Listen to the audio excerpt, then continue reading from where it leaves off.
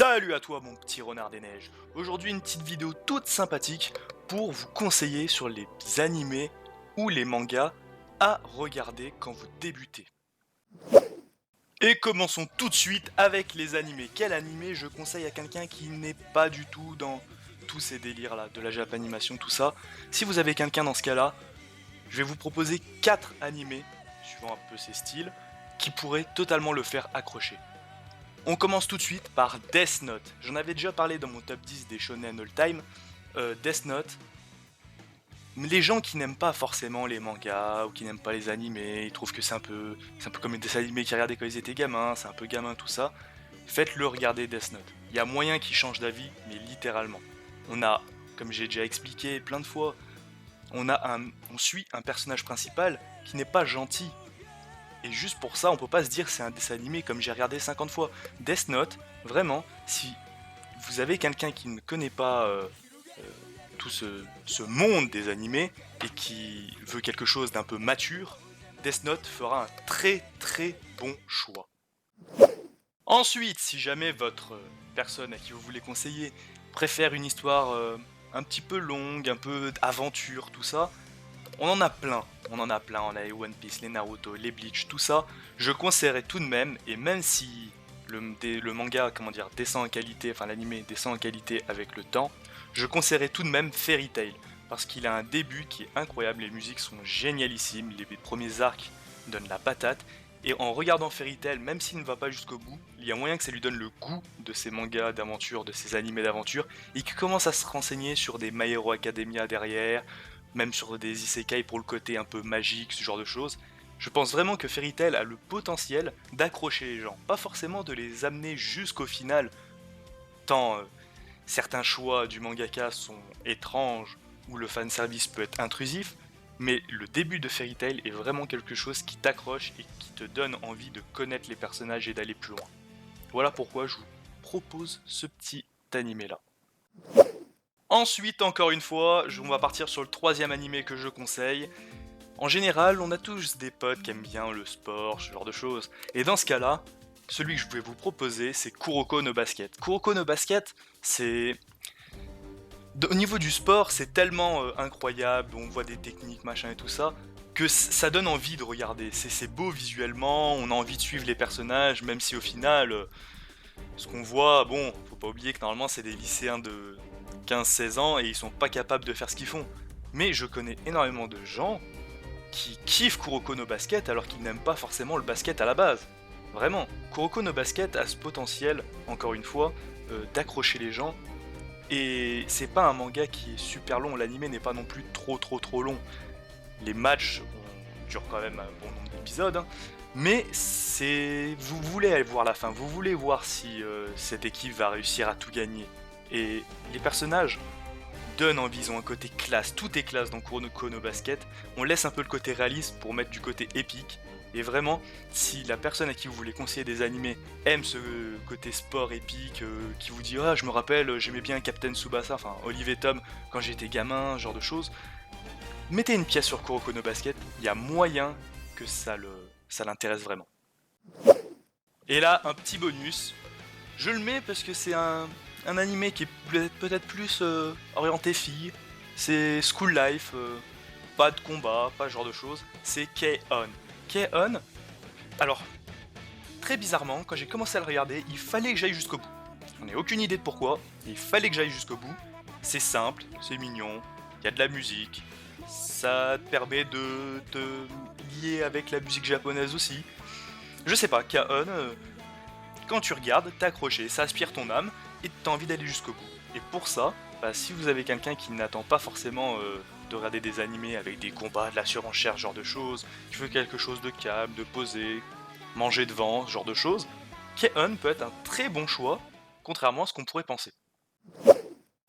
Et voilà, c'est tout pour les animés. Maintenant, on va passer niveau manga. Vous avez tous ces potes qui vous disent ouais, moi j'aime pas trop lire. Mais si jamais vous lui proposez quelques mangas à lire, je vais vous en proposer trois qui, selon moi, encore une fois, peuvent intéresser les gens. J'en avais déjà parlé comme le premier manga que j'ai lu, c'est pour ça qu'il fallait que je le mette dans cette liste, Kenshin le Vagabond. Encore une fois, j'en parle et j'en reparle. Kenshin le Vagabond, On suit un personnage qui n'est pas enfant, ce qui peut peut-être déranger certaines personnes qui ne lisent pas forcément les mangas, qui regardent pas forcément des animés, c'est suivre ces personnages de 14-15 ans qui t'éclatent tout. Non, non, Kenshin, il a 28 ans. Au moins déjà, on a un contexte un peu mature, un côté un petit peu Japon féodal, si on aime bien le Japon, ça peut nous intéresser, et c'est beau. À lire et à regarder, c'est beau, ça nous intéresse, l'histoire n'est pas trop longue, on a 28 tomes, ce qui est tout à fait légit. C'est assez long pour qu'on veuille savoir la suite, et pas trop long pour qu'on abandonne en cours de route en se disant ça va jamais en finir. Le manga est déjà fini, et je conseille ce manga parce qu'il est, comme je l'ai déjà dit 150 fois, hein, il est incroyable, et vraiment, ça peut être une bonne première expérience malgré le fait qu'il est un petit peu vieux. Et on enchaîne avec un autre manga dont j'avais parlé, comme quoi mon top 10 des shonen n'est pas là pour rien, je parle de Full Metal Alchemist.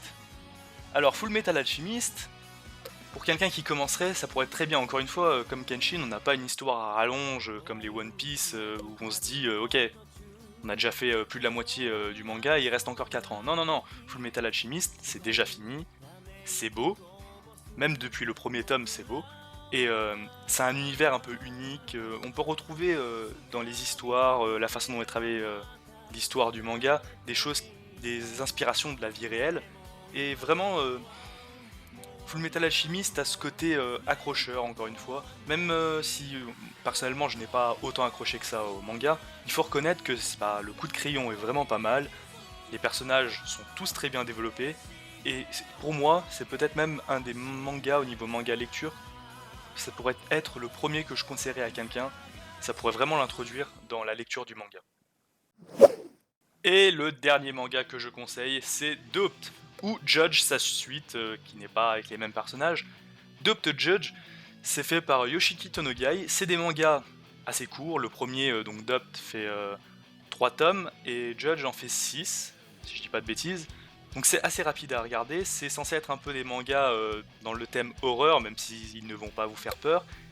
C'est rapide à lire, et on veut encore savoir la suite en fait. C'est du suspense, il y a une intrigue, on veut savoir qui est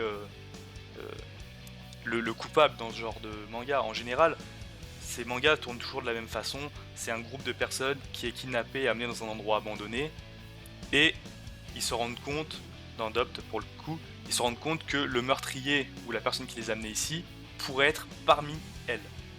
Vous avez 6 protagonistes et l'une d'entre elles est le coupable. Et vraiment, jusqu'à la dernière, au dernier chapitre, on se demande qui est le tueur en fait. Il arrive à nous mettre en haleine alors qu'il n'y a que 6 personnages. Dans Judge, c'est différent cette fois. Les personnages sont là parce qu'ils ont commis des péchés. Et on a tout un laps de temps, je crois que c'est toutes les 12 heures, ils vont devoir voter pour l'un d'entre eux qui va mourir. Et leur péché, c'est suivant les 7 péchés capitaux. Et vraiment, ça vous accroche. Si jamais vous savez pas trop quoi lire, même que vous commencez un petit peu le manga et que vous savez pas trop quoi lire, regardez si vous voyez un ou deux tomes à acheter ou même à regarder sur internet.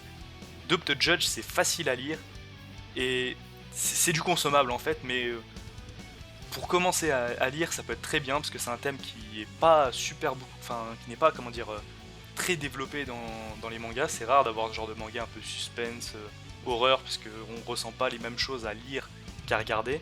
Mais pour le coup, ça marche vraiment bien parce que je pense que le mangaka kiffe ce genre d'histoire.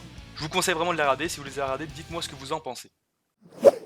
Et voilà, c'est tout pour cette petite vidéo où je vous conseille mes animés et mes mangas à regarder quand vous n'êtes pas trop dans ce genre de délire.